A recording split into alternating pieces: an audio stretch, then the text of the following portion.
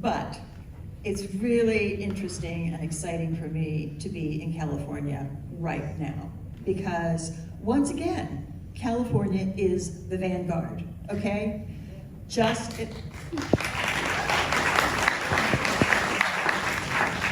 And it hurts a little to say that as a New Yorker, but there it is.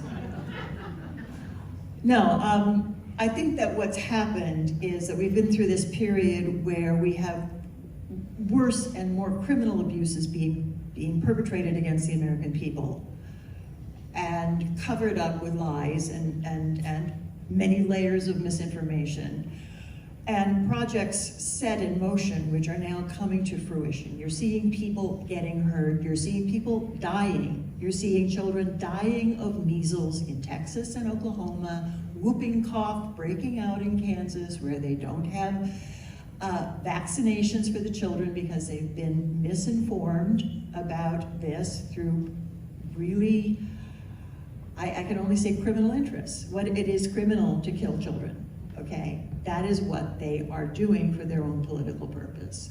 And what we've had so far is a lot of people who look at it and they inform themselves and they wring their hands and they say, oh, isn't this terrible? This should not be happening. But what we have not had is an energetic response. And it's been very interesting to me. I don't have, I'm in favor of anyone who supports and defends democracy, okay? I'm not coming at this as a partisan party operative. You have Republicans, you have independents in this film, you have them speaking strongly out of principle and defending values. That's where we've got to be. We've got to have a big tent for democracy. We have to put aside various differences where we don't agree on a lot of issues in order to create or restore or defend the kind of society that allows us to work out our differences peacefully and democratically. So finally, when we had a governor, your governor, stand up and say, no, we're not taking it anymore. And we're not.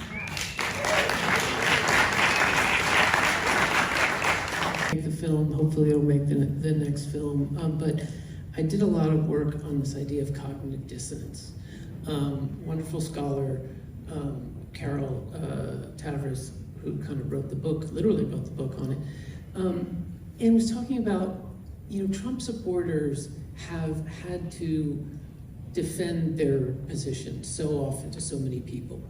And every time he did something a little bit more crazy, they had to take a little baby step towards justifying it, a baby step and a baby step and a baby step. At a certain point, you've been dragged really far from where you were originally.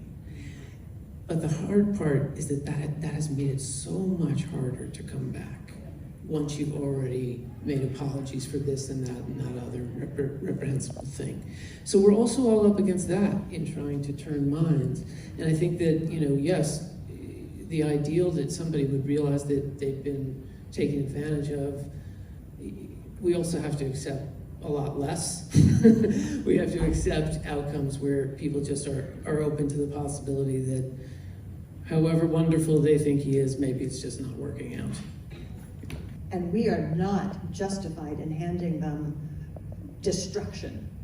We have to find whatever fighting spirit we have and follow the leaders who are willing to stand up, willing to take risks, willing to state truth out loud and get it to the people that are necessary, but work smart enough to make it matter. So from what I understand,